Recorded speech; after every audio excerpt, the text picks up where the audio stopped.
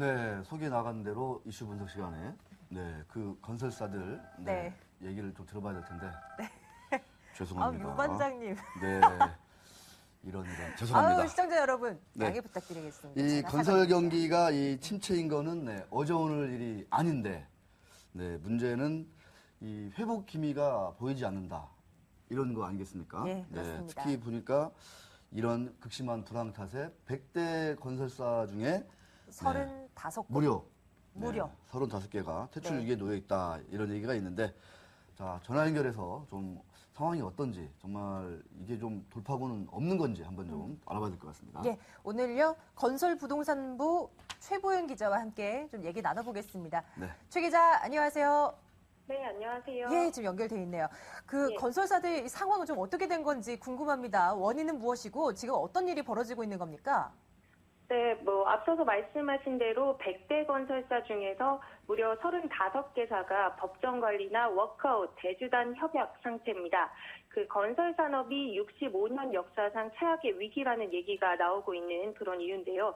2008년 말 미국발 금융위기로 본격화된 주택시장 침체가 지금 5년째 지속되면서 건설사들의 경영 상태가 급격히 악화되고 있는 그런 상황입니다.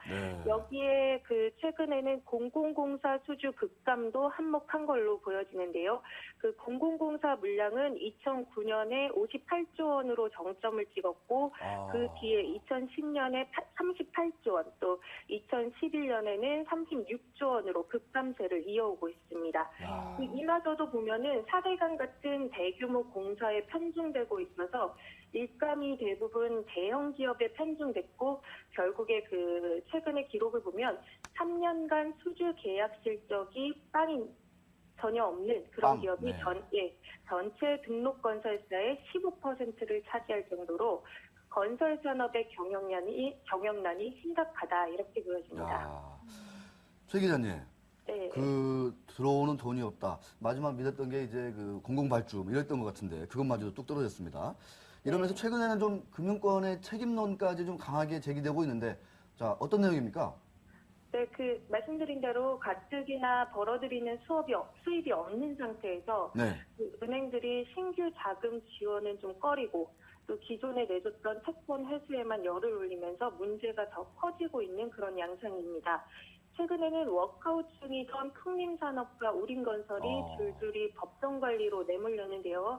그 내막을 좀 들여다보면 이 두 곳 모두 주채권 은행들이 워크아웃 중에 채권 회수에는 좀 열을 올리다가 채권 회수가 끝나자마자 이제는 추가 자금 지원을 못하겠다 하고 등을 돌린 게 문제가 된 겁니다.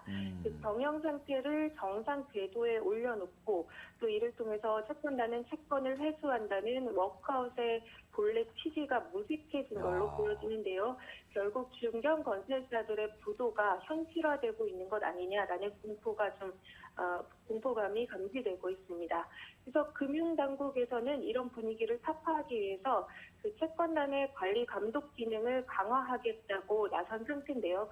엄포를 놓고 있는데 앞으로 은행들의 종합검사 때 워크아웃 기업 관리 적정성 여부를 중점적으로 들여다보겠다 이런 방침인데요. 만약에 중단 사유가 미흡하다고 판단되면 즉각 제재하는 방안도 좀 함께 내놓겠다라고 얘기하고 있는데 채권단의 불만이 좀 만만치가 않아서 추후 상황은 좀 더 지켜봐야 할 것으로 보입니다. 예, 건설사 곳곳에 안 좋은 얘기들밖에 안 들리는 것 같아요. 얼마 전에 경남 기업에 대한 소식이 또 안 좋은 소식들이 또 들리더라고요. 왜 워크아웃 한번 졸업한 걸로 알고 있는데 또다시 상황이 좋지 않다고요? 네, 그렇습니다. 앞선 이제 풍림산업이나 우림건설과 좀 비슷한 분위기를 보이고 있는데요. 경남 기업 역시 채권은행 간의 기싸움으로 좀 유동성 위기를 또다시 겪고 있는 상황입니다. 이 경남 기업은 무려 시공 능력 평가 순위가 17위에 조금 대형 기구로 속하는 그런 기업이어서요. 조금 더 이 분위기가 조금 안 좋은 걸로 보여집니다. 문제가 된 게 베트남 하노이 랜드마크터의 프로젝트 파이낸싱 대출 리파이낸싱인데요. 이게 경남 기업의 지난달 말을 기준으로 외상 매출 채권 담보 대출이 225억 원인데 이거를 이제 은행권에서 지원을 안 해주다 보니까 유동성 위기를 맞고 있는 겁니다.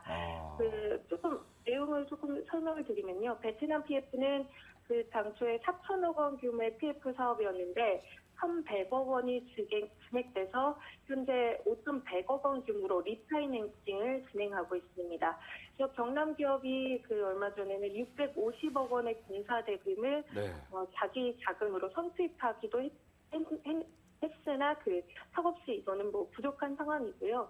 그래서 경남 기업이 PF 리파이낸싱 자금을 상환 재원으로 하는 그 긴급 브릿지론을 그 채권은행인 신한은행과 우리은행에 500억 원을 요청한 그런 상태인데 이 두 은행이 지원 배분안을 놓고 서로 덜 주겠다며 그 싸움을 하고 있는 그런 상황입니다. 그 우리은행은 신한은행에 5대5의 비율로 자금을 배분하자라는 입장이고 신한은행은 베트남 PF 문제로 PF 주관사가 더 많은 금액을 지원해야 할 거 아니냐 이런 식으로 서로 주장하고 있는 상태인데요. 그나마 여론이 좋지 않게 흐르고 있어서 이 두 은행들이 마지못해서 오늘 중으로 지원안을 좀 확정하겠다 이런 기획안을 내놓고 있습니다. 네, 알겠습니다. 자, 오늘 말씀 너무너무 감사드립니다. 예, 감사합니다. 네, 우리 최보영 기자 아주 사진이 잘 나왔네요, 보니까. 자, 이 은행들의 어떤 그 다툼 속에서 경남기업의 유동성 위기가 왔다 이런 얘기인데 사실 은행들은 손실을 적게 보려고 서로 이제 막 이렇게 떠넘기기를 하는 거거든요. 오늘도 좀 시장을 보면 건설주들은 좀 반등을 하는데 은행주들이 많이 좀 급락을 하고 있습니다. 이거 보면 특히 또 금융당국이 여기서 중재를 하게 되면 건설사들이 부도를 막을 거거든요. 그러면 손실이 은행으로 좀 넘어갈 수가 있습니다. 자칫 또 그런 것들이 좀 시장에 반영되는 것 같은데 반준환 기자. 뭐 건설사도 안 좋다는 얘기는 이제 어제올 얘기가 아닌데 일각에서는 왜 그런 얘기 하잖아요. 이 다수의 그 건설사들이 좀 이렇게 파산하고 이제 도산하게 되면 몇 개 상위 뭐 5대 건설사들이 좀 어떻게 보면 그 파이를 더 먹게 되고 그러면 결과적으로 이들 건설사들은 더 잘 나갈 것이다. 뭐 이런 얘기를 많이 했는데 실제로 좀 그런 흐름이 좀 예상을 할 수 있을까요? 어떻습니까? 글쎄요, 그 대형 건설사들이 이제 뭐 수혜를 보지는 않을 것 같고요. 이제 다만 이제 그 해외 발주라든지 해외 그런 부분이 워낙 크니까 그런 부분들을 좀 주목한 내용 아닌가 싶습니다. 네, 알겠습니다. 반준환 기자가 얘기하니까 꼭 그럴 것 같아요, 진짜. 그러니까 실제로 그렇게 될 것 같죠. 네, 알겠습니다. 해외 발주 잘하는 건설사들 많이 지켜봐야 될 것 같습니다. 네, 기자들이 떴다로 넘어갈게요. 네.